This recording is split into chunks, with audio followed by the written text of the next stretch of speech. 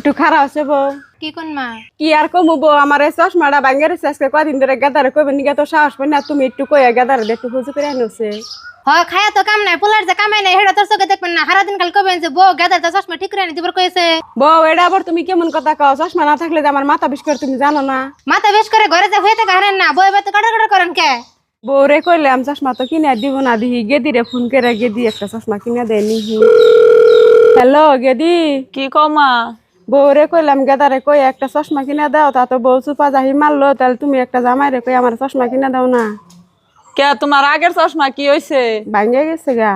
ও দেখি আমি তোমার জামাই রে কইতাছি যদি কিনা দেয় আমি আজকে নিয়ে দিয়ে হুমনি। ও বনি গেদি আমি মাথা বিষ করতে চাই না, দিয়ে যাই তাহলে।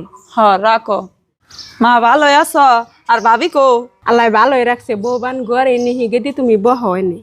মা আমি বইবার নিকে আহি নাইকে, আমি তোমার চশমাটাও দিবার আইছি আর ভাবিরে 2-4টা কথা কয়ে থিয়ে যামু।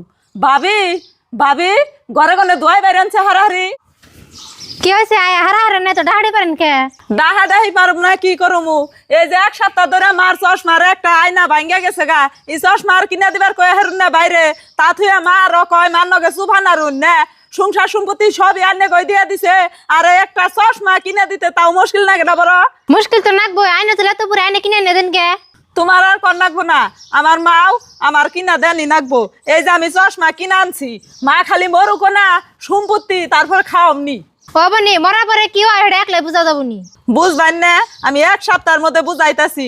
মা কিপটা বানা করে সব এই যে পুলার নিগে রাইকে দেও না, কোনো জিনিস চাইলে দেও না। তোমার নগে এই ব্যবহার করাই উচিত। এখন কে একটা চশমার বাইতে তাই দেখো পুলার বউ কিনা দিবার নিগে সাহস পায় না, পুলাইও সাহস পায় না।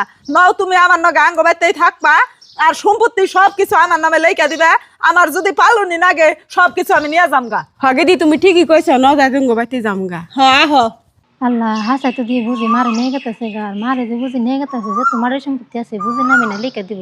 আর আমরা তো কিছু পাম না, তার কি কাম আছে? বুঝিরে 3000 টাকা দিয়ে চশমার দাম আর মাঠেন ভুল স্বীকার করি।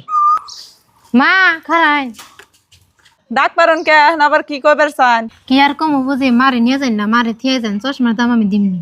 এটুকা বুঝার চেষ্টা করুন জানি। আঙ্গ তো আর কেউ নাই কে, আমরা 2টা ভাই বোনি আর এই মাওড়াই। আন্নারা যদি না দেখুন তাহলে দেখবো কারা? আমি থাকি জামাই বাড়ি, জামাই বাড়ি থেকে কি আর বাপ মায়ের খেয়াল রাখুন যায়? বুঝি আসলে তো আমার মান নাকি এমন ব্যবহার করাটা আমার মেলা ভুল হয়েছে। আর জীবনে এমন কাম করবো না। মা আনে আর কিছু মনে রাখেন না, আইনের যা যা দরকার পরে আমার টেন কয়ে আইনের ফুলা টেন কয়ে আমি আইনে দিমনি। বুঝি আসেন যদি আজকে থেকে যায়। ভাবি আন্নের ভুল জানলে বুঝছুন, ইয়াতে আমি খুব খুশি। আর মা ভাবির ভুল ভাবি বুঝছে, আর কোনো কিছু কইও না।